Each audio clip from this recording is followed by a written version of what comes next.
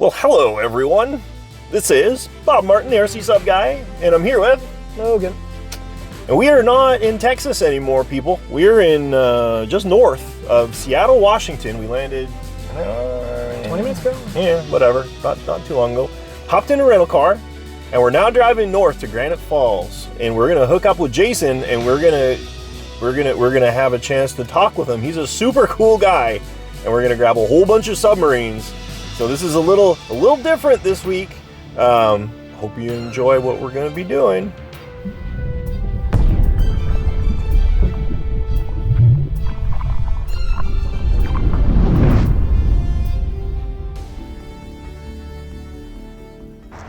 So we stopped at Walmart because we need something to drink because we're dying of thirst, a snack, and shipping supplies to pack up all submarines.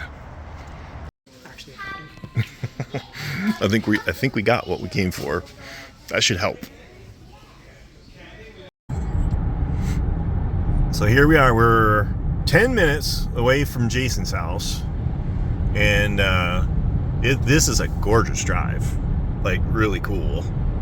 Definitely nicer than the Iowa cornfields that I had for about 3 years earlier. Or the, like, Texas fields and stuff like that. A little note about Jason, the way that I met him, it was about 20 years ago. I drove from Victoria, Canada down to Oregon where there was an RC submarine regatta, and we hooked up there, and I'd mentioned to him that somebody had reached out to me and they had found a submarine sitting on the side of the road. A giant submarine. And so Jason and I got together, I gave him the details. He drove out there and picked it up. It turned out that it was the movie prop from U571. So Jason got a truck, grabbed it, brought it back to his house. That's how I got to know him, and we've been, friends ever since. And now we get to see him again for the first time in 20 years, and Logan gets to meet him for the first time. Jason's got some cool stuff. You're gonna be really excited. All right, so we made it to Granite Falls, Washington, and the weather was actually pretty darn awesome, despite what you said. You like wind. It was beautiful and sunny when we arrived. We're here in Granite Falls with Jason Milsom, and I've known Jason on and off for like 18 years. 18 years, yeah. And we're in his like secret man cave, and we just need to show you some of the awesome stuff here. So we're gonna get to the subs here in a minute, but just give us a couple minutes, because if you're interested in anything like eclectic or historical or like movie or odd, we need to show it. So Jason's gonna give us just a real quick tour, and then we're gonna get on to the sub stuff. So where do you want to start? Well, I guess we could start right here. Right here. This is what we just ate. These are my two World War II vehicles. This is a very early Jeep. This is early 1942. Jeeps only started in 1941, so this is very near the beginning. This much rarer car is a 1944 Volkswagen Type 82, or Kubelwagen. So this is a German World War II military vehicle. I love World War II history. These both run and drive. I do drive them, not real regularly, but once in a while. As you can see, I love model aviation, and of course, submarines. Which you can see in the background there. We got, what is it, Baleo 23, and the Japanese... Koryu, isn't it? Kairu, yeah. Kairu. That's Wallace Models, I think, is who made that. Oh, it's a 1/16th scale. And he's got, and I need to point out, because I thought it was super awesome, his MASH rock crawler RC Jeep with Hawkeye driving. And it does all sorts of sounds and super cool stuff that he showed us earlier on. Yeah, Hawkeye tumbled down a couple of dirt hills yesterday. You can see he's got some mud in his hair. Okay, well, these three cars right here are, the first two are both 1955 Messerschmitts. These are German microcars from the post-war European era. These were extremely cheap cars when they were new. The one down on the end is a Heinkel. So these were, obviously Messerschmitt and Heinkel are both aircraft manufacturers. Germany wasn't allowed to build aircraft as part of their war reprimands after World War II. So these companies, to stay in business, they did other stuff. Pivot, yeah. So besides making cars, Messerschmitt made things like sewing machines and other oddball mechanical things. These are super cool. I love this red one here with the clear canopy. Trying to convince Logan that this would be a great first car for him, but this would be a great first car for anybody. And besides being very tiny, it's not that small when you should get in. I'm pretty tall. I don't know. I'll get in. You're gonna get in? Okay, Logan's gonna get in. And this is Maya, right? That's Maya. Maya. Hi. Hi. She's such a cool dog.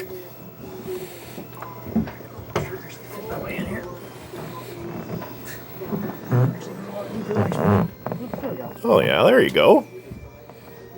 It fits you well. This will fit in the back of the minivan. We can make it work. So I actually did drive to Santa Barbara once, Look at all the headroom California, in there. and picked up one of these in a Dodge Caravan. There's like 8 inches of headroom in there. And what powers this thing? It's a Fichtel and Sachs 200cc, one-cylinder, two-stroke. 1-cylinder, 2-stroke. Yeah, its top speed is right about 60 miles per hour. And 60 miles an hour Yep. on a 1-cylinder motor. yeah, Holy. it's a 4-speed gearbox. Just because it's a two-stroke, it will run both directions. So for reverse, you start the engine backwards. In reverse. Oh, And now you've got 4 gears in reverse. in reverse, 60 miles an hour backwards. All right, So- we're going to look at the Lotus now. We need to look at the Lotus. Yeah, moving on to the next one. This is a Series 1 Lotus Esprit. I think this one is 1978, if I remember right. So this is the same, like the James Bond car from The Spy Who Loved Me. Same generation. Yeah, I kind of want that. That feels like a Sunday go to dinner downtown. I remember once my wife and I drove it to dinner at an Indian restaurant, and the waitress, who was not Indian, she came over like halfway through the meal and said, "Excuse me, is that your flat car in the parking lot?" And I said, "Yeah, I've never heard it called that, but yeah." And then we got. Oh yeah, no, okay. Hold on. Now we need to go to the other garage. This car, despite the slight color change, is very well known, and this is a hint right down here. And you decided, what is it, during the pandemic, you just decided you wanted kit. Yeah, I was during the pandemic. I found myself with more time than I needed, and I thought, I know, let's build a Knight Rider. So Trans Ams are not hard to find, and they're not expensive. So I bought a real cheap Trans Am, and then I spent pretty much a whole winter mostly on the dashboard. I bet. Go take a look at the dashboard. So really, I guess mostly all that's left to do is give this thing a kick-ass black paint job, right? Yeah, just body and paint. So this is a 1980s. I don't know if you could pin it down to a particular year. It's called a Tri-Magnum. It was a plans-built car, not a kit car. You got to build the body. There's no kit to buy. It was in Mechanics Illustrated, and if you liked it, you ordered the plans, and then you built the body yourself. The body's made out of urethane foam and fiberglass on both sides. Look at those hubcaps. There's nothing more 80s than those like flying saucer hubcaps. So underneath those, it's Krager rims. Like they're super 80s. Oh, too. really? Yeah. That's awesome. But they didn't quite suit this spacey looking car. No. So I found those at a swap meet. This looks like it belongs in like Total Recall. It was one of the vehicles like on the space station or something. It's funny you mention that because the guy that designed this, it was a designer in Arizona named R.Q. Riley. He built a bunch of cars that are in Total Recall. Really? Not this one, but his other cars. I would totally believe it. You said you're working on this for a customer, right? This is a customer's car.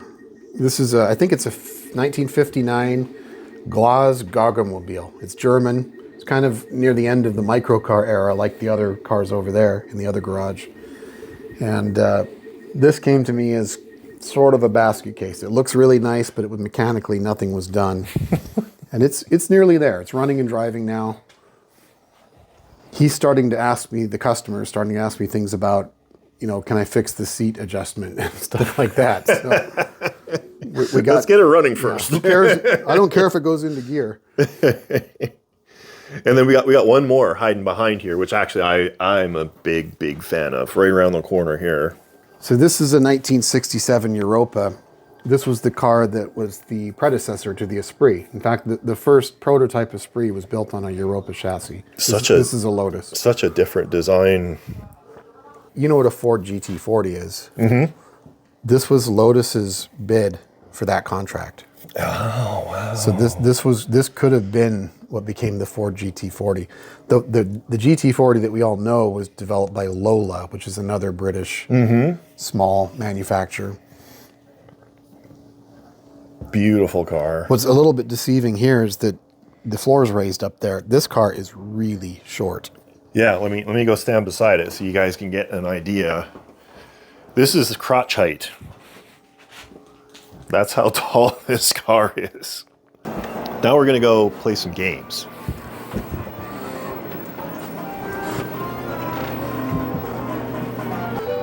Holy. We haven't even seen this yet.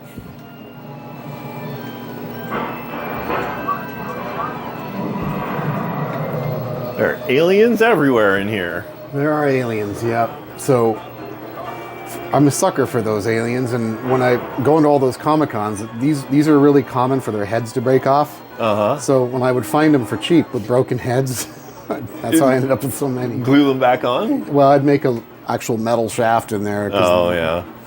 There's a ball joint that would break apart. All right, now this is not R2. This is just like... This is R3B2. So in the Star Wars world, a clear dome is an R3. So these are...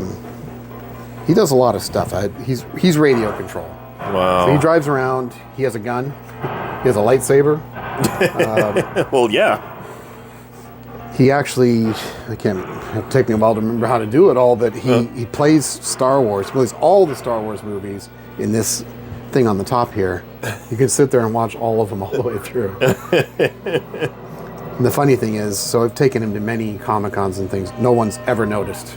Not once. Unless I tell them. Yeah. And up there is the simulators. See these boxes hanging down? Yeah. Well, you don't have to go up there, but just crawl up the ladder a couple steps and look, and you'll see what that's about.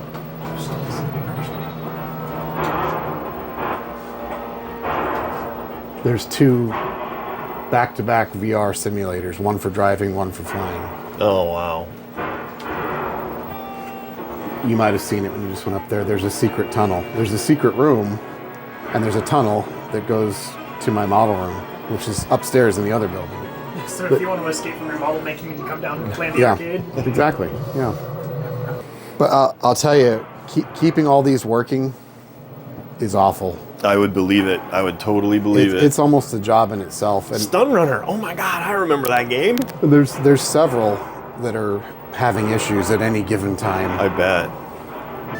So tell me what this is from. Danger. The emergency destruct system is now activated. It's not Star Wars. It's Alien. Yeah, I was about to say, It's original Alien. So this is my daughter's droid. Mm-hmm. We put that button on top because when we take them to things, people always want their picture with them, and they tend to lean on them. Oh. So the idea was that we wanted someone to accidentally press it. The emergency It has happened, but it's very, very rare.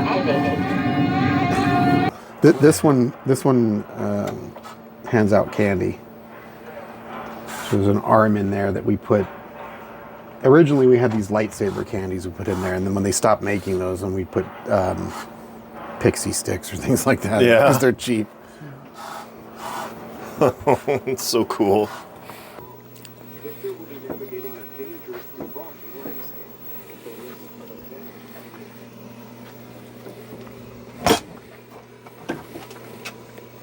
There's an airplane in here. This is my Mini-Max. Just one airplane.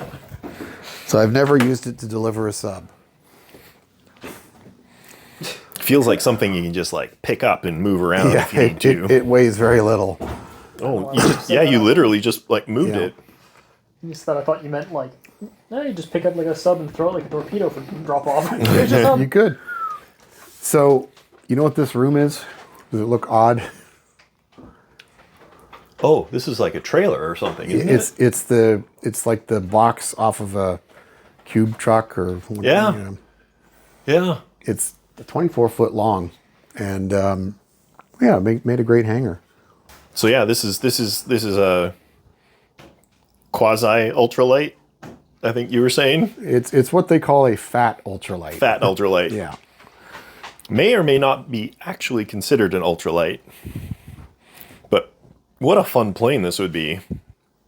We'll take a look inside there. All right, enough messing around. Let's go talk submarines. This is the hull, people, and we're gonna start at the front, in the front, and this is a Subtech Albor. Marlin. I knew that. Let's take a quick look at it. So you get access to the hull. There's just one screw at the back, and the functional bow planes. They're just a friction fit. They're square shafts, and they fit through a square drive in there. Inside, we've got a watertight cylinder with a Subtech pump with their T-valve and a vent line that goes up to the periscope. But when you're filling it, it doesn't squirt out of here. That's what the T-valve does. When it's full, it comes out there. It comes okay. out there. But when you want to go the other way, it takes in water from air from there. It has a brushless motor with a gear reduction unit.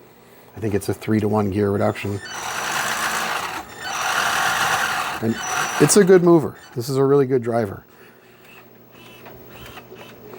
And you said you figured this was a like manufactured by scratch, but using like Mike Schubar Subworks or I think so. Yeah. Yes, I'm not certain, but the watertight cylinder is not one of the pre-produced ones. Right. Somebody put it together.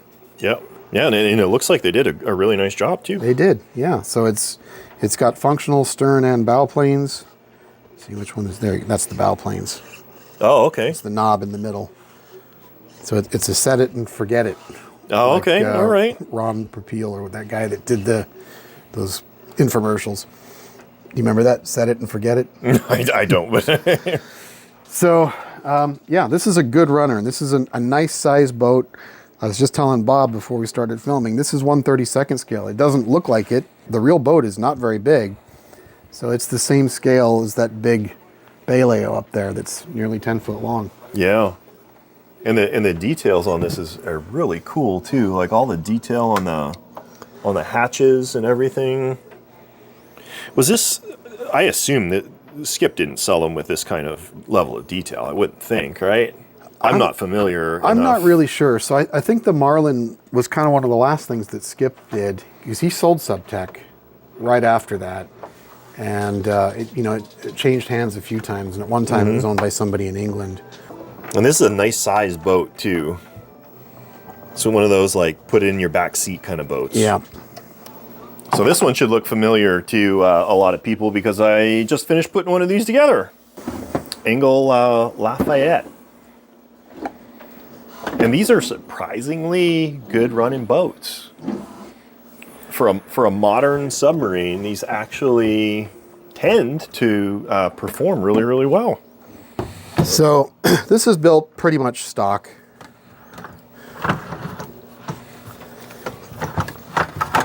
You need a fair bit of room to get this out. Extract everything, yeah. So this has 2 nickel metal hydride batteries. There's one here and one here. And they plug in separately. Okay, rudder, dive planes, throttle. That is so smooth. What a smooth throttle. And then let's see if I can remember which way is which for the There you go. There's the piston tank. Nice.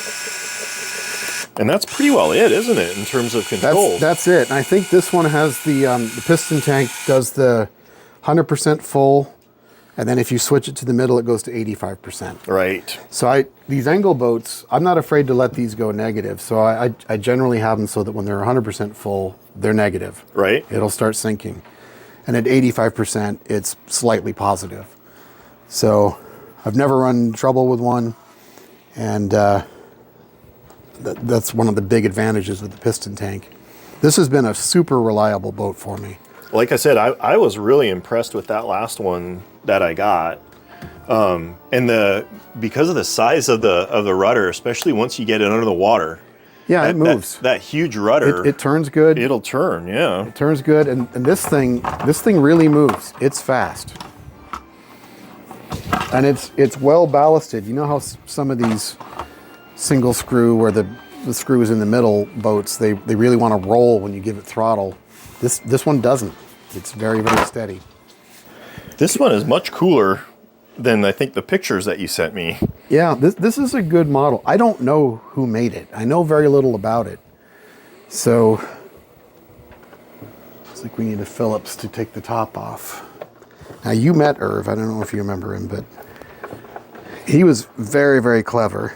Again, got long screws in here. But he had this weird hang up. Maybe. Look underneath here. This is kind of interesting. There's a separate watertight cylinder. And look at this. Look how beautifully done that is. Oh, yeah. And then this one is opening the missile hatches. Look at that. Yeah, there's one door missing, and I think I saw it in there somewhere. But if not, it's a pretty easy thing to do. Yeah. So it's got actual missile tubes, and this linkage pulls a release. Are these spring loaded, do you think? I would think so. I honestly don't remember. I don't remember him running this boat.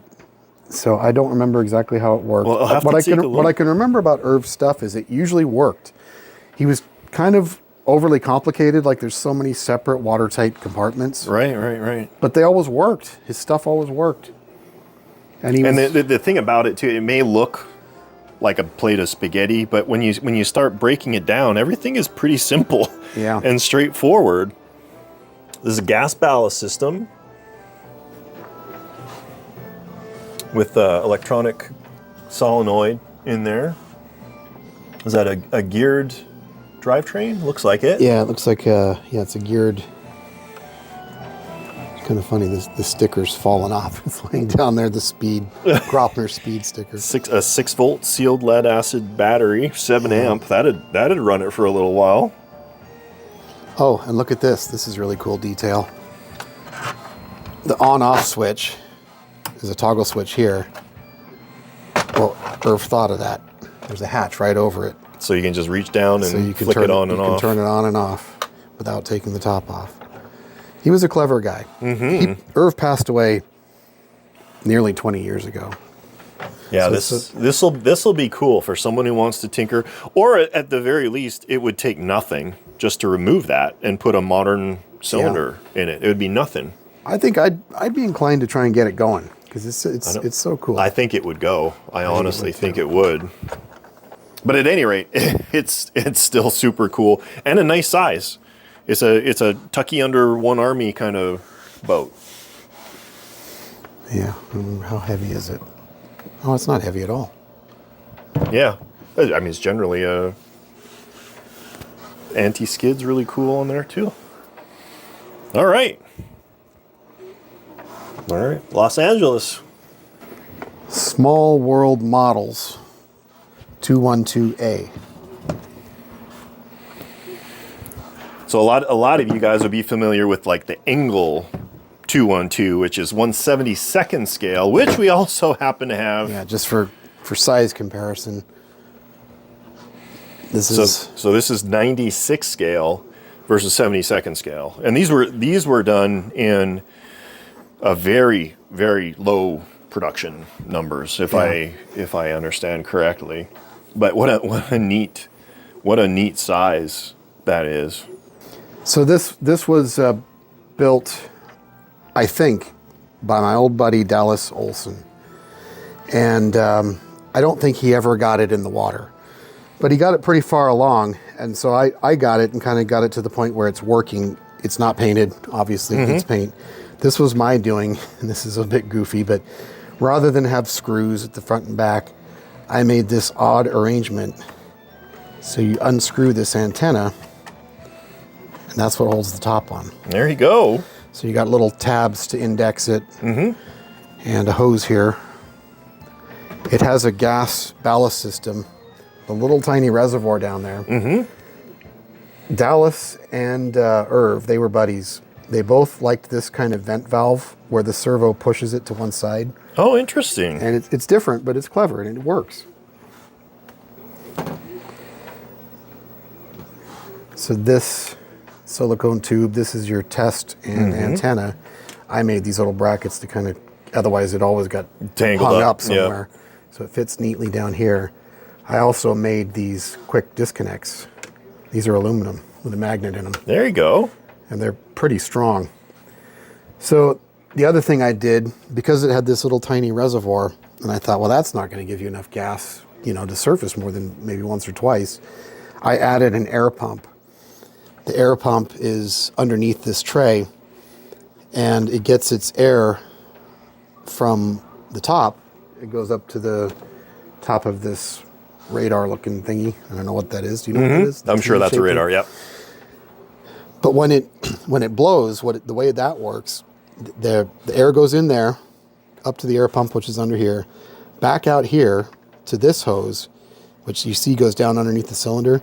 There's a brass tube that goes down there and goes in one of the blows holes up to the bottom of the tank. Yeah. There you go. That's so that you don't have to have a connection between here and here. Yeah. So all this can slide out, and there's no hose to disconnect inside. It's here instead. So let's turn this one on.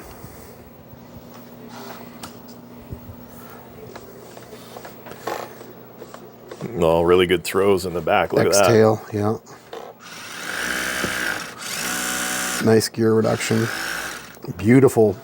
I don't think it's brass, but a beautiful metal prop. Yeah. And let's see. There's the air pump. And the ballast tank is you move what would be the rudder stick. Yep. So you move it one way, and you can see it's pushing the little vent valve sideways. You move it the other way, and it's pressing the valve that would let the gas. The gas, yep. And then you have this ballasted just like slightly positive right now? To be honest, I don't remember. Okay. So you can see that I got this to the point where I had it in the pool, and it was working. I drove it around in the pool, and I spent a lot of time. It needed a lot of foam, and there's not a lot of room, so these are very thin. Yeah. So you can see I'm adding little chunks here and there. I had it pretty well trimmed out from what I remember. That was not that long ago. This year, I think. I think it was during the summertime. So yeah, but it's a tiny size. It's a nice fiberglass layup. Kind of a thin wall, very lightweight.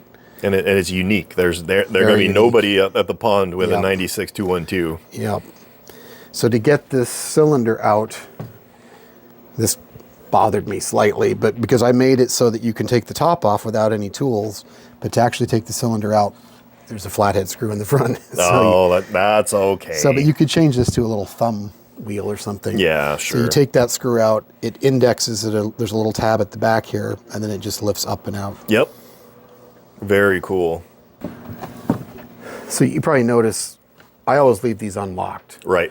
So it's not compressing the O-ring. Yep. And it's also probably a good idea in case a drip or two got in there and you didn't notice. But even for long time storage, like if I wanted to display it, you know, if I had it out here or something, I would take the O-ring out. Oh, sure. Rather than leave it in there compressed. So Engle 212, 1/72 scale. You guys have seen me, I think I've run 3 or 4 of these through the shop. This looks like a really cool version of it. You say this one was from Steve too? Yeah. He had 2 of them. Yeah. These got mass behind them. And it's so funny. I'm going into post-traumatic stress disorder just thinking about this compared to that last one that I was fighting with. I never say never, but these things have been totally reliable for me. I have not had trouble with the Engle subs at all. Right. Should we turn it on? Sure.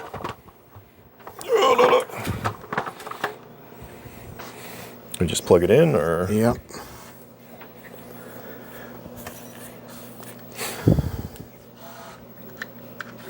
I don't know if it's charged up. There's some beeping, but I think the battery might be dead. the battery's probably dead. Yeah, it seemed a little feeble when it Yeah. kicked in. I can give it a quick charge. If we No. want. Just double check. No, we're good. I think I plugged it in not long ago, but I haven't ran this in a while. Like maybe not even this year. But I think I did plug it in when we were first talking about this deal. Mm-hmm. And it worked. But I don't think I ever charged it. Well, we'll take a look at it. I'm not worried in the slightest. And I have a feeling, so I got this from Steve. Let me just take a quick look at the battery. That's been a couple of years ago. But I think I might have bought a new battery for it. Okay. I don't remember for sure though, so. Yeah, so these boats you guys have seen, they're amazing runners. They're quick, responsive, look great on the water. So someone's going to have a blast with this thing. It's kind of a nice starter boat, although there's a lot of electronics in there. So it's like if something goes wrong, it's... And as you've shown, they're hard to work on. Yeah. At the back, Yeah. especially. Yeah. So, and this one is, I can't remember if I mentioned it, it is brushless. Oh, no, I didn't realize that. It's definitely brushless. I don't remember about the Lafayette, but this one definitely is. It's fast. And it has this stupid retract thing that is backwards. It doesn't work all that reliably. Plus, this is the one I think I mentioned to you. I put magnets on here, and that seems like a great idea. And it does work. And it snaps on there pretty good. Yeah. I've knocked it off while I'm running it because it's so fast. I've jumped it out of the water and the top comes off. Yeah. So this is a Subtech Albor, and this is all set up with all the guts and gizmos in here. Similar thing. These look like the same kinds of end caps, hey? As the they do. That other one. Yeah. So it was either Mike Subworks or Big Dave, one of those two that used to sell watertight cylinder parts. It's exact same vent setup and everything as the other boat that we had just looked at as well, with the tilting vent valve. Yeah. Oh, this one, I made these too. Quick disconnects. So I make these out of aluminum too. These look nice. Yeah, they do. I'm They proud look of really those. good. Really good. Geared motor, linear servos. Nice simple setup, actually. I'm kind of impressed with this. I think this just has a real simple gas ballast system. Yeah. I don't remember at all if this battery's any good. Oh, look at that. Yes, it is. I can feel the breeze from that on my hand over here. So I see there's a loose piece of foam down there. Yeah, I'm sure this will all need to be... From what I remember, I had this in the water, just in the pool, just test pool. And I don't remember exactly about the foam, but it was basically working. Yep. It wasn't leaking or anything. Yeah, this is loose here too. That's all good. But that's a nice, clean setup. I'll bet you this will be operational in half an hour. Does it have a pitch control in it? Yep. Yes, it does. So this is the one I mentioned has the wrong prop. Right. I think this is for an From Alpha, yeah. Yeah, and it turns the wrong direction. Counterclockwise, yeah. Yeah. So we have another one we'll show you in a second that has the correct prop. That's beautiful. It's brass and it's really nicely made. Swap it out. No. Yeah. Yeah. Well, we have to edit that part out there. Those power connections for lights? Looks like. I guess so, yeah. I don't really remember. I don't know what they plug into, but... All right. This is the correct prop. I think the original Subtech Albors came with this beautiful prop, and they're almost always missing. Yeah, that obviously belongs on this boat. So that was a skip thing. Yeah, sure. There's something in here. Oh, yeah. Oh, this is the original, the OG. Yep. It's also, I remember when I got this, it was missing the bottom rudder. I made that. It's brass. No. and it's got an airfoil shape, too. And actually, that's probably really smart, because if you ever run these boats on the bottom when you I think that's the downside of most of these post-war boats is you're going to bump the things on the bottom. Yep. So yeah, this is the OG dry hull, vacuum formed. Yeah, this was the watertight compartment it came with. The notorious. They work, they just tend to leak. Gas backup. This has the Subtech pump, which is right there. And I think it has one of those T valves inside here. This is the ballast tank. Belt reduction unit. Very crude switches to run the pump, I guess. I do remember I had this in the water, sort of working. So it should definitely be taken as a project. But again, one of those things you could take the time and get this working, or just gut it, and there's tons of room in there for a modern cylinder. Put that there so it gets kicked. Yeah, we should make sure we step on it once or twice. Yeah. Okay. Well, there's probably the most to say about the Typhoon. So, other than the obvious, I guess we should just get straight to taking the top off. This is a 3mm Allen head. Now, I saw in one of your videos that at least one of the ones you worked on had the screw going up from the bottom. That's how Engle usually does it. Okay, well, I get. So this was already kind of done like this. I redid everything, but there's a problem with it going from the bottom. How do you get a screwdriver under there? If it's on a table, can't get in there. So first, let's talk about the conning tower. So I made a mechanism, this goofy looking float with weights on it. What it does is the radar. I got it. As this floats, so when you submerge, the radar goes down, not up, and the periscope, and this is the comms antenna, they go up. So basically, essentially, these switch. Very cool. Just to do something different. And this little, I'm kind of proud of this. I made a little crew for it, and they come out. I don't know how close you can focus on there. These guys are tiny. Yeah, it's hard to imagine how big this boat is in real life. Admittedly, I'm not as good of a painter as Logan. And I'm getting old, and my eyes aren't as good as they used to be. But I think, for as tiny as they are, they look pretty good. And I have this funny joke here. I'll tell that story super quick. On the very back here, you can see there's a map with a knife stuck in it. Now, the real boat does have something back there. I saw pictures that it's probably not wood, so you probably can't stick a knife in it. But I have this joke with my wife. I made a model boat 25 years ago, and I made a map with a knife stuck in it, and she always calls it the mappy stabbed. And it became a thing, and I have now made probably 10 boats with a mappy stabbed. That's awesome. I think adding people to a model adds so much depth. Yeah, but the fact that they're removable means you don't feel bad when you submerge. Yep. Okay. Exactly. You don't want to drown them. So I made this railing. That's not part of the Engle kit. No. So that's all brass. Another thing worth mentioning is that the conning tower comes off. It has 2 brass thumb nuts underneath, and you can remove it. I don't know why you'd need to, but just for shipping or transport or something. Yeah, which will... Or if you want to work on it. Which we'll consider when we start boxing things up here in a minute. Inside, we have your basic modified Engle Typhoon. And as Bob has shown in many previous videos, the original Engle kit has a much narrower hatch. And it doesn't have this hatch. And it has a solid aluminum lid, which is stupid. Why did they do that?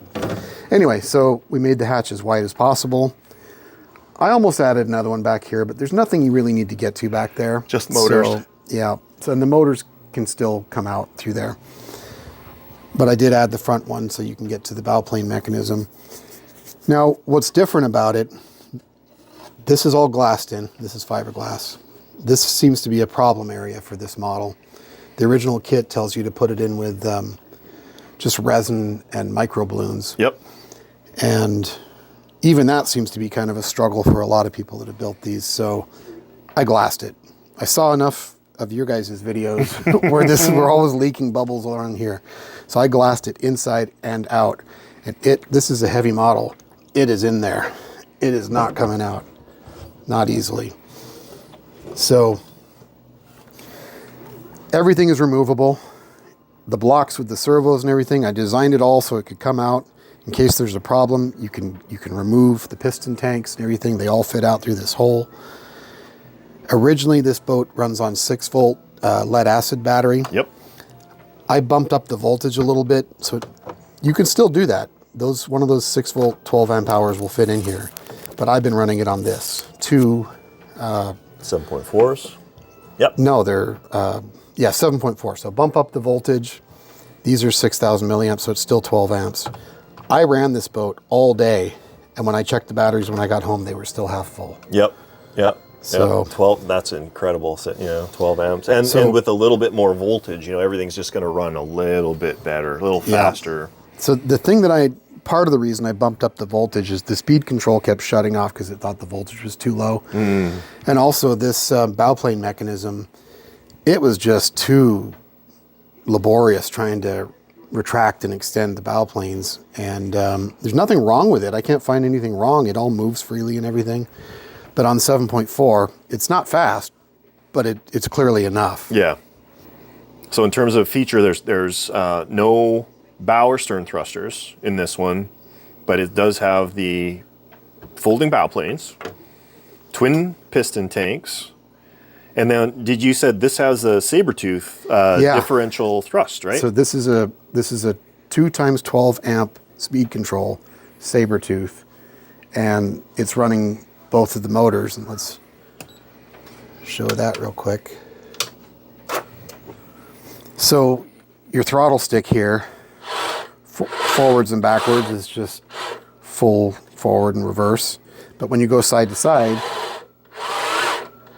you can see that they both move the same direction. Yep. So they're opposite each other. Yeah. Yep. So you've got anywhere in between. And I found, and I think you maybe said this as well, it turns pretty good. Yeah. Not so much when you're moving, but if you're just standing still and you're coming up to the dock and you can't turn sharp enough, if you give it rudder and opposite direction on the props, it will just sit and turn in place. Yep.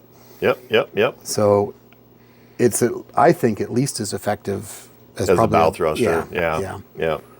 Without all of the complication and wiring and So this has your standard Engle twin piston tanks, one pointing forward, one pointing astern.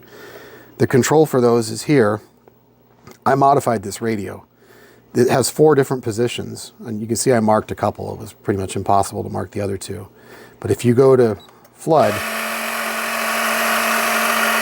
they would be filling up now. And if you go to the second position down, wherever it is, it will just stop. If it's all the way full, it will go back to 85%. But here's the magic part. This has a 3rd position, and there's an extra sensor. That's this hose here.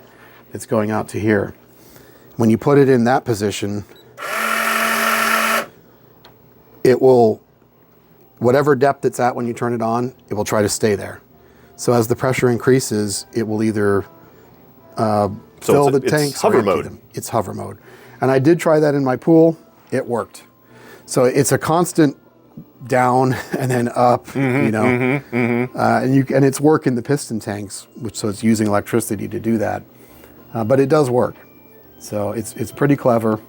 It would be good if somebody wanted to rig up, because there's lots of room in here, if someone wanted to rig up missiles.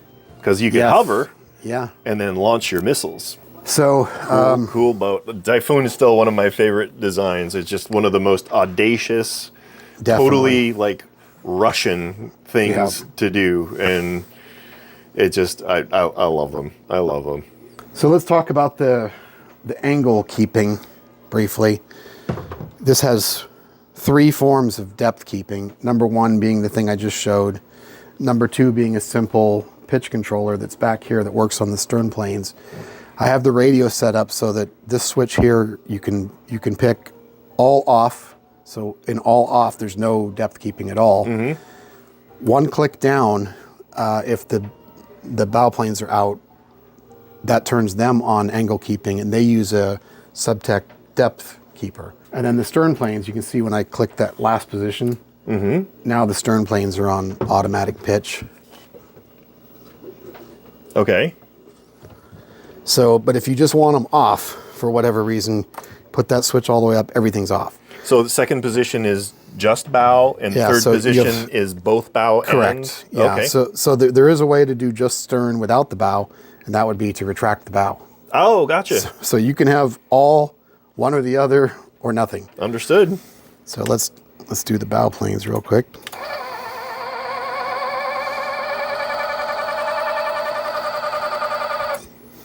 Okay, so you notice when they got all the way out, they suddenly angled. Yep.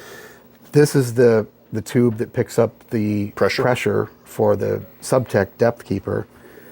The way it works is it doesn't have any idea what the pressure is when you started. There's a knob on there that you select where you want it. And what you're supposed to do is measure basically periscope depth so that it the pressure that it's trying to keep is periscope depth.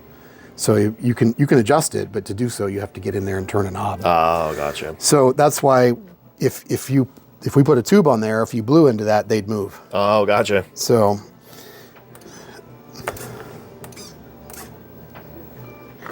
that's in manual mode, and that's automatic mode. Okay.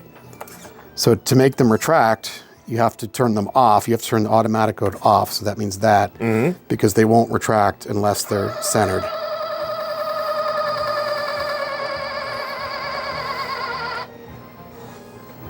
That is very cool. Cool. Okay. So this had numerous times in the pool testing, and then one time in the lake, and it ran really well. I had 0 leaks. I hate to say that because I mean, I'm not saying I'm perfect or anything, but honestly, I got it. I was in the water all day, probably 6 hours, and when I took it out of the water and took the tops off, there were no leaks. This is the Ben Franklin. Ben Franklin. This is a beautiful model. In the original shipping crate. Original box. How about that? Got some drawings. And you said this is scale Shipyard, right? This is scale Shipyard. Yeah, we tend to think of scale Shipyard as those big white thick hulls, but yeah, this does not typical, like all of these beautifully scribed details. You can see all of the cleats, the bollards, the safety lines, all of the missile hatches. Which don't come across very well on camera. no, they don't. But it's a nice layup. It's just the right thickness. Gosh, it doesn't look like his typical work. I know. I think he had somebody else doing the nuclear boats. Yeah. And all the really nice resin work in there for the control surfaces, dog bones, saddles. In the original shipping crate. And then somebody, presumably, this was originally Steve Conrad, which is somebody I know a little bit that did submarines around here. I'm guessing this is his work, but he made these yokes, and they're beautifully done. All brass, stainless wheel collars, or nickel plated, or whatever those are. Benjamin Franklin. This would be 96 scale. 96, yeah. So it's nearly the same model as that Lafayette. They're almost the same boat. Boats, yeah, exactly. So these were attached, and somebody, presumably him, cut out the tops. He did a nice job, but he fixed these. So if you wanted to make them working, you'd have to break them loose again. That's a nice looking boat. That's nicer looking than the Engle, for sure. That's a beautiful layup, holy. All right, so these are all of the resin fittings, control surfaces, I think there's 2 sets detail parts. of planes because there's some on here. This one's broken. Oh yeah. But I think there's a whole nother set in there. There's your rudder, dive planes. Yep, there you go. Yeah, there's the dive planes. Boy, those are chunky, ain't they? Yeah, they are. So a little bit of work was done on this, not much. There is a nice 3-bladed prop and a stainless drive shaft with a U-joint on it, which I don't even really, that might not even go to this, but there it is. Yeah, so OTW Xcraft, but this is the late version, the stickleback version. Yeah, 50s. But these boats, from my experience, actually operate and run despite the size, because it's about 4 feet long. Despite the size, are actually really, really good performers because of the configuration of the stern with the rudder and dive planes behind the prop. Turns really good. And old Vaughn won the drag race competition last Subfest did he really? with his Xcraft. That's cool. Yeah. Not common at all. I don't think OTW made many of these. And they don't make it anymore, do they? They don't make it anymore. Yeah. Nope. It's a rare opportunity. So this is a desirable boat. Everybody wants these. And this is kind of made famous lately by old Ed Tortle and his skipjack, which he has dialed in pretty good, that he's been running forever. But it's 48th skipjack from Albore hulls. Nice size, like is it 7 inches or 8 inches in beam? It's thick. Yeah, it's got a lot of room in there for cool stuff. And I think this is just set up for a 1 screw removal kind of I deal. left the Phillips over there somewhere. I think it's in between those, the LA and the Lafayette. So inside, there's a bell crank for the sailplanes. All right, so those are all set up to go. And this is all. This looks like fiberglass, and then this is wood. And was this as it came from Albore? I don't know. It looks like it's glassed right into the. And then this is foam that's been glassed in. Interesting. So some of this is probably savable. You know, I don't personally think there's anything wrong with using wood if it's completely glassed and covered. I think this, and those were all original, and then these were all added. Yeah, afterwards. these two are nicely done. Anyway, we have some periscope antenna parts. These are the original Albore control surfaces, Which are not to scale, but were done for additional performance. and somebody at some point made ones that are more accurate scale. So these are the stern planes.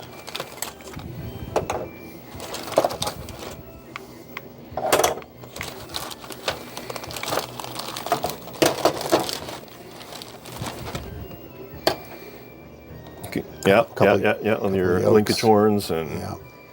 so the bones here obviously you've got carte blanche to do basically anything you want with this boat. Drive shaft mounted. The propeller's bent, but it's not broken. Yeah, and it's a nice just prop. straighten it out. That would Yeah. be 2 seconds worth of work. Yeah, not a problem. Hoo-yah! I'll let you do all the talking because I don't know what to say about it. All right, so this, what did we call it? The Sea Ray? Sea Ray. Let's call it the Sea Ray. And this is all fiberglass. And you said this was Irv too, right? Yeah. Did this guy. I think this looks really cool. If you took those hatches off, it would have a sense of scale to it that might be really neat. But the real interesting thing is this part. That was that one. I think that's the ballast tank. The ballast tank, yeah. But it's all set up in like a modular fashion. So you've got servos driving motor pods for pitch control. You can see them would work like that. No motors in there yet. Centralized ballast system. I'm not sure where you would put like your receivers and all that stuff. But at any rate, they're all kind of wires everywhere. But I think this could get this. You could rig this up and make it work. It's got to be one of the most unique boats I've ever seen. Like I said, he was a clever guy. Well, there's a power switch under the hatch, and it's all foam, just carved foam and then covered in fiberglass. Yeah. So inherently buoyant. All right, yes, last one. And this looks very familiar to me. And if I remember correctly, I got this and then sold it to a guy, and then you got it from the guy, and now it's coming back to me again. Kilo, RPM Tech Kilo. And there was all sorts of drama with RPM Tech. There was a gentleman by the name of Rick Palumbo that did some beautiful kits. He did Kilo, Foxtrot. I feel like he did another kit as well. I think he made a Neger or whatever. It's the little German World War II one-man. Well, that could be sub. I've seen those a couple times. But the hallmark of his work is museum quality hulls that are paper thin. Really, really exceptional. But he ended up taking a whole bunch of deposits and highballing off with them. And unfortunately left a lot of people with no boats. Now I'm trying. Oh, so if I'm not mistaken, this was set up as like a rear bayonet, almost kind of. The idea is this rear section. It's not a bayonet. It just slides. Yeah, it's like unbolts. Yeah. And slides out like this. And it's got this gigantic cylinder. Oh man, this keeps going. But it was actually a pretty interesting system. If I remember, it was like a pump that would push a plunger up and down, if I'm not mistaken. Lots of opportunities here. That I don't know that this maybe has ever run, or maybe it has. So you could make this work, or just unbolt it and put your own cylinder on there. It's got accommodation for forward dive planes. I think it has some rods or linkage or something going all the way up there. And this must be an intake for the bow planes retract. Oh, retracting bow planes. Yeah. And pre-painted and weathered to actually a pretty high standard. Twin tanks too, so you could easily rig this up as, active pitch control and all sorts of stuff. So, RPM Tech, and this would be in 72nd scale, I'm pretty sure. Yeah, probably. Because a kilo is not that big of a boat, is it? No. So we got our work cut out for us now. We got to load up the vehicle safely in the dark. So we're going to get to that right now. But before we do, Jason's insistent that Logan and I go head to head on Atari subs. So that's what we're going to finish out this little section of the video doing. Okay, ready? Ready. Okay, so one press start. Father versus son showdown.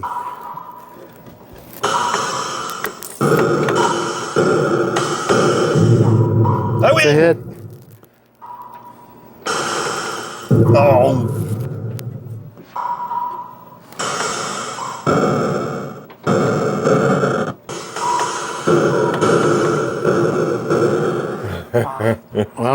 Bob. slaughtered. You won 9-4. Good game. Yes, put that. That was awesome. Yeah, it's fun. I mean, I got lots of other games. I know you're getting tired. We should have planned more time, I guess. Well, we're about an hour into our, about 2 hours into day 2, Tuesday morning, and Going to Utah. Just wanted to stop and kind of quickly show off this really beautiful sky, because we've been driving ever since 4:30, and sunrise is still in about 15 minutes. Oh, I got pulled over. And this is probably one of the most interesting skies we've seen in a while. Yeah, those clouds are cool.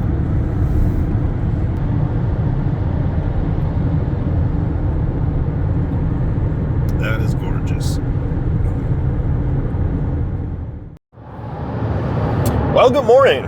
It's 9 o'clock Pacific time, daylight savings time, which is still feeling like, what, noon for us, because of a 2-hour time change, plus we're only a day into daylight savings time. Yep. So after we left you in that last video where Logan and I were trying to kill each other with the submarines, we ended up hanging out with Jason for another hour and a half, 2 hours, looking at more stuff and talking subs and loading up the car. I don't think we really got to the hotel room last night till about 11. Yeah, definitely around 11. Pacific, which is super exciting. And then, of course, I woke up at 2 a.m. local time thinking it's time to get up in Central Time. So, working off about 3 hours of sleep, but so far everything is going fine. But I wanted to debrief a little bit from Jason's whole experience. What was your takeaway? I mean, I loved going through everything, checking out everything that he had there.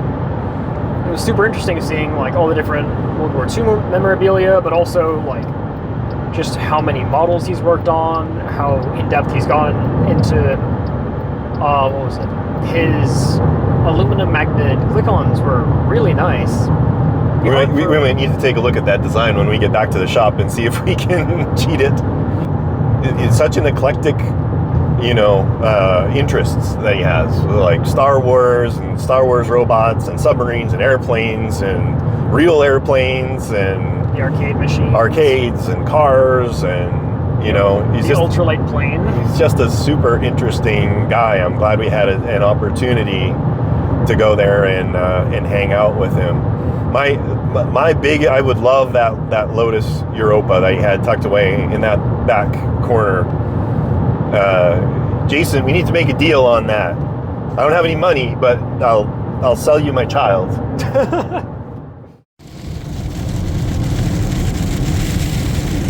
Joys of long distance driving. Sometimes you got to deal with the rain. Yeah, this is like sleet and snow. It's been a while since I've been in cold weather driving. I can say very positively that I do not miss it. Good morning. It's Wednesday, and we are in Wyoming. Probably, I think so. And it's cold here. When we were driving in, it was 18 Fahrenheit, and it's gotten up to 24 here now.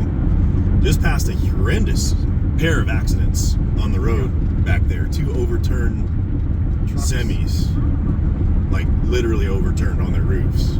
I don't even know how they managed to do it, but at any rate, we're 5 hours and 22 minutes away from hooking up with Stacy and grabbing the last boat on our trip. Hopefully the weather's gonna be good for us. We'll keep our eyes on it, but test my old winter driving skills. They're really rusty. So we're 10 minutes out from Stacy's place in Brighton, Colorado. I didn't know what I was going to expect. This feels like home back in Alberta. It's all just fields everywhere. It's cold. It's 29 degrees Fahrenheit. Stacy's expecting us, but he said he and his whole family are sick, so we're probably not going to have a chance to hang out with him for very long. Don't know whether we'll be able to do a little interview with him or not, but at the very least, we'll get you guys a little glimpse of the ultra super cool submarine that we're going to be picking up as we or after we jam it. Whoa, we're suicidal. Whoa. Jeez, that was very close. Before we jam it in the back of the car. So, almost there. Yeah, and Stacy just told me, come around to where the cars are. Okay, whatever that means. Guess we'll see you in 8 minutes. See you in 8 minutes. Well, we made it. We were in Brighton, Colorado, and I'm here with Stacy, and we're in his. This really isn't your man cave. This is like your staging area. Yes. For your different projects. This is the special thing that we were talking about. So you saw the big Nautilus. This is like the little brother of the big Nautilus that we were doing before. So this is the horse trade that we got going on. So Stacy's going to walk us through it a little bit, and we just only talked a little bit. So what do we got going on here? What is this thing? This is a Will Babington 7-foot Nautilus that I bought from Bob probably 10 years ago. We did the paint scheme that he originally devised a long time ago, where you paint it silver and then airbrush the rivets, and then we put the rust paint on it and then wiped it off. And I think it looks fantastic. It's pretty cool. I'm in love with it. So I made everything work except for the dive planes. So the breathers operate on a servo, and I also have a working iris. This has got some mass to it. Holy hell. Yes, sir. Sure does. I put birdshot in the belly keel, of yeah, it. yeah. That was going to be my weight. But and this is supposed to keep the lights, because the lights are really bright. Yep. And this is supposed to hold the light in. And then it does have a bow thruster. Oh, okay. So I put, this has got lights all over it. Why don't I hold this and you point? All right. So here's the iris. Right here is, this one's open. I had a guy 3D print this, and it's so slick. It is actually really slick. I love that. Yeah. And that was going to be a servo. A rotary, have to be a rotary servo. Yeah, of some kind, yes. Because it has to spin, what, about like 3 times or something? Yeah, unfortunately, yes. It's got to be a 360 degree. And those are on both sides? On both sides. Wow. So, and my theory here was, I devised lighting for the whether he was on attack or whether they were just hanging out. So when he was on attack, I turned on the green lights. And then when it was just display or hanging out, and then I got white lights. And these lights, all of these lights are truck lights from a semi place. I've seen them. On, I've ordered these on Amazon for the Sea-View. They are very bright and waterproof. So that it lends itself. Sure. And we just popped them right in there, and there you go. This is just held on with screws? Is that? They're probably glued. Oh, okay. Yeah, they're probably glued. But the frame is screwed down. Yeah, that's what I meant. Yeah, but I think these are pushed in with that. We use that silicone stuff. Oh yeah, sure. So I think they would push right back out again. Gotcha. But there's the servo for the breathers. And I don't know, guess the lights got disconnected there. But the only thing you can see in there is a hand railing. Gotcha. So it not as nice, but still got a wheelhouse and a wheel and a helm. And like I told you on the phone, we had to cut that out because it was sagging. Yeah. When I first got it, it was kind of in, and the heat gun wouldn't touch it. Yeah, when we first got this, it was solid. So I had a buddy of mine cut it.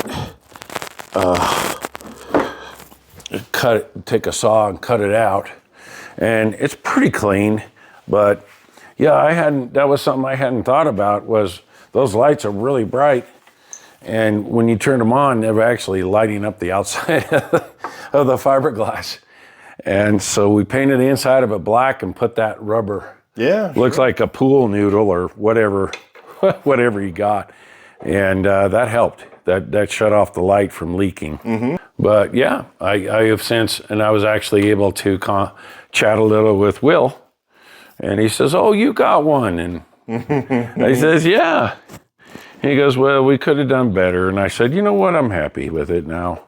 I said, "I'm super happy with it." I guess you got to bear in mind, like, this would have been 20 years ago, roughly, that this would have been put together. Yeah. Since that time, Will became much more of a collector of reference material and such. So they didn't have the same access that we do now, obviously, with the internet and the sharing of information. But for what it is, it's a cool hull. These were like counterparts, the Stan Sanders boat that we showed you guys earlier, and then, the Babington. You actually found both of these at the same time, because I remember your picture on your website. Yeah. And you were holding that thing, and I was like, what is that? That don't look like a Nautilus. And then you showed me this, and I'm like, oh, yeah, that's a Nautilus. And so... A little different methodology, One you got all the details all ready to go. And another one is like, dude, do it yourself for details. Do it yourself. You got a 3-pound brass propeller. It's heavy. That came from Prop Shop. Yeah, I bet. Yeah. And this will actually work really well, because if we implement the tilting propeller, you want these back swept blades so that when it tilts up, it doesn't hit the hull, which the standard, sledgehammer would tend to do. Yeah, it would chop things up. Yeah, I appreciate you sharing your shop with us, and thank you for coming all this way. It just so happened to work out. You're kind of on your way. Good stuff. All right. We'll get this sucker loaded up. So we've left Stacy's. We're in a little bit of a snowstorm, and we had some lunch. Had some Wendy's. I had the ghost pepper chicken sandwich. It was pretty good. Weird little crunchy things on it, though, were a little off-putting. But so we have kind of a short drive the rest of today. It's like weird. We've only got 2 hours left, and we're going to hit our hotel in Pueblo, Colorado. Part of the reason being is when I was trip planning, I could not find a hotel between like Pueblo and Amarillo, Texas. Is just long stretches of nothingness, which has been kind of the theme of this trip. Yeah, I mean, we had some really unique landscapes when we were up by like Washington and Oregon, but as we got further and further south, it just plateaued.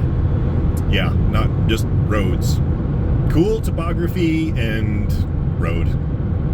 So, at any rate, should be a chill night tonight, and we're going to get up super early tomorrow so that we can hit the road running. I think you said, was it 13 hours? 13 hours.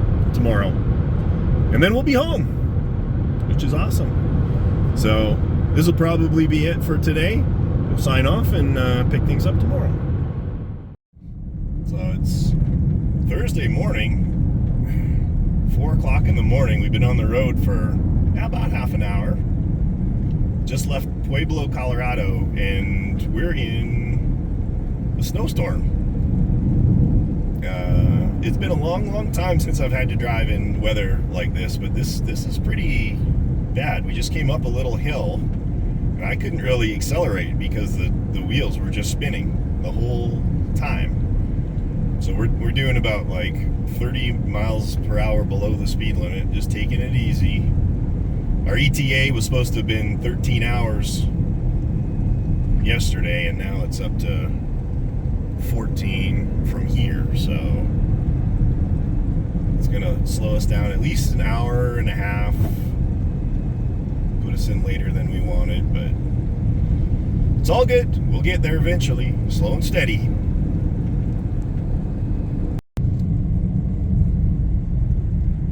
So the storm's got a little worse. And it looks like there's only been one vehicle who's come ahead of us in the last while. His tire tracks are all over the road. We're taking it slow. Looking forward to finding a gas station, but the nearest one is like 25 miles up the road. I'm gonna make sure we don't get too low on fuel in case something happens, but super exciting. Not. All right, boys and girls, here's an update. We're just south of Trinidad, Colorado, and I-25 has been shut down. It is not open. So we're at a gas station trying to figure out some options. Still snowing, sun's come up. Our other option was to loop back up north towards Lamar, but that was like a 2-hour detour, and that's where the storm is centered right now. So don't think that's going to be a good plan. So we're just going to hunker down here for a little bit, and hopefully they'll reopen the road shortly. But things are not looking good for us to get home at a reasonable hour tonight. I mean, if we're lucky, we can still get home before, like, 8:30? Yeah. We'll keep our fingers crossed. Regardless, it's going to be a long day.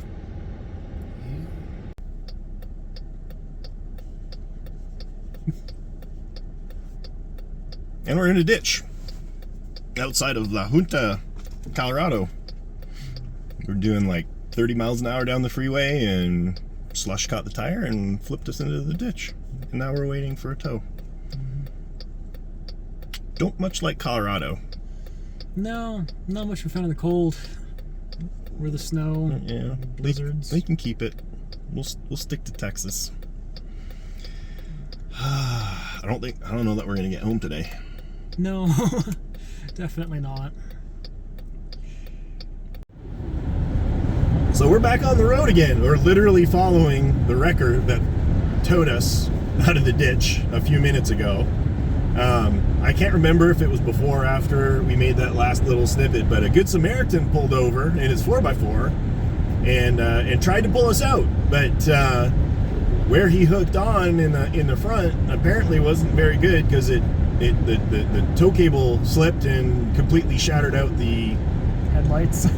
exceptionally expensive headlights, I'm sure, headlight in the rental car. So that's going to be fun to deal with. But regardless, we got out, we got a wrecker in, he put us back on the road, and our goal is to make it somewhere where there is no more snow or chance of snow until we are well home again. So today, I don't know, we'll see. There's no way in hell we're gonna make it back home to Texas tonight, especially considering we only got one headlight for driving in the dark. So yeah, that's where we're at. A little adventure on our big adventure. So we're in a different vehicle, and we're with, hey guys, Mr. Ed Tortle. We were driving along, and we're like, this is a turn off for Midlothian. I'm like, we should see if Ed can do the lunch. So we're gonna grab a burger before we go home. So we just finished up lunch. We had burgers, thanks to Ed. Thank you, sir. We got 3 hours home. Ed's surveying our haul. Get the checkbooks out. This is sweet, guys. There's some rare items in here. Good stuff. It'll be out on Saturday. Well, we made it. Barely. It's like 4 o'clock in the afternoon, and it's been a really long day. It was like 8.5 hours of driving today, and yeah, super exciting. 2,624 miles on this trip. Not my longest, but certainly the most intense and action-filled, I think. So, stand by for uploading this video. Hope you guys enjoyed it. Back to normal week tomorrow. With that, I'm going to sign off. It's Bob Martin, the RC Sub Guy with the Nautilus Dry Dogs. Goodbye. Have a great weekend.